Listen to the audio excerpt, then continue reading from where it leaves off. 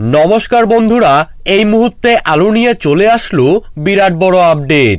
পশ্চিমবঙ্গ থেকে শুরু করে সমগ্র ভারতবর্ষ জুড়ে আলুর দাম বাড়ার বড়সড় পূর্বাভাস চলে এসেছে।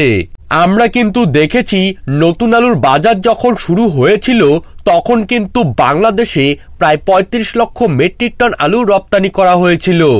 উত্তরবঙ্গ থেকে আলু রপ্তানির ফলে উত্তরবঙ্গের আলুর বাজারে আলুর দাম কিন্তু এক ধাক্কায় অনেকটাই বেড়ে গিয়েছে। বর্তমান পরিস্থিতিতে দাঁড়িয়ে এবছর যা লক্ষ্য করা যাচ্ছে, বাংলাদেশের প্রায় প্রত্যেকটি জায়গাতেই আলুর ফলন অনেক কম রয়েছে। বিগত ৩ থেকে ৪ বছরের রেকর্ড পরিমাণে কম হয়েছে বাংলাদেশে আলুর ফলন, যার ফলে বাংলাদেশে দিনের পর দিন আলুর দাম ঊর্ধ্বমুখী হয়ে যাচ্ছে। এবং সূত্র মারফত যা খবর আসছে, বাংলাদেশ সরকার বাংলাদেশের আলুর বাজার নিয়ন্ত্রণের জন্য পশ্চিমবঙ্গ থেকে বিপুল পরিমাণে আলু নিতে চলেছে। প্রথম দিক থেকেই আলুর ফলন কম থাকায় এবছর ভারতবর্ষ আলুর দাম রয়েছে দ্বিগুণ। অপরদিকে বাংলাদেশ থেকে শুরু করে নেপাল, ভুটান প্রত্যেকটি প্রতিবেশী দেশগুলোতে আলুর চাহিদা যেই পরিমাণে বাড়ছে, তাতে করে পশ্চিমবঙ্গে আলুর দাম আরও বাড়তে চলেছে। 2 থেকে 3 দিনে যা লক্ষ্য করা যাচ্ছে, পশ্চিম বাংলার বিভিন্ন জায়গায় জায়গায় আলুর বস্তাপ্রতি দাম কোথাও বা 50 টাকা এবং কোথাও বা 30 থেকে 40 টাকা পর্যন্ত কমে গিয়েছে।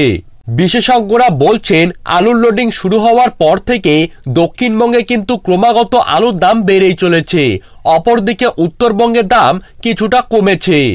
ঊর্ধ্বমুখী দাম থাকায় চাষিরা বর্তমানে 2 পয়সা লাভ করছেন, যার ফলে অনেকেই আলু বিক্রি করতে নারাজ। অপরদিকে ব্যবসায়ীরা মনে করছেন, এত দামে যদি আলু কিনে লোড করা হয় এবং পরবর্তীতে গিয়ে যদি দাম কমে যায়, তাহলে বিপুল লসের সম্মুখীন হতে হবে। এর ফলে 2024-এর আলুর বাজারকে কেন্দ্র করে অনেক চাষি ভাই তথা ব্যবসায়ীরা উদ্বিগ্ন রয়েছেন।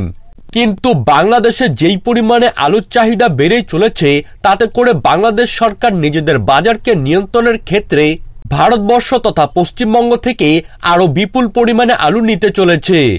ঈদের বাজারকে কেন্দ্র করে বর্তমানে বাংলাদেশে পেঁয়াজ, আলু, চিনি, খেজুর প্রত্যেকটি জিনিসের দামই ঊর্ধ্বমুখী হয়ে উঠেছে এবং সেই দামকে নিয়ন্ত্রণের জন্য বর্তমানে বাংলাদেশ সরকার কিন্তু ভারতবর্ষের উপরেই হাত পেতে রেখেছে। কারণ সেখানকার দ্রব্যমূল্যের দাম যদি কমাতে হয়, তাহলে ভারত থেকেই কিন্তু সবকিছু জিনিস নিতে হবে। তাই আশা করা যাচ্ছে 2024-এর আলুর বাজার এবছর কিন্তু ফাটাফাটি লাভ দিতে পারে আলু ব্যবসায়ী তথা কৃষকদেরকে।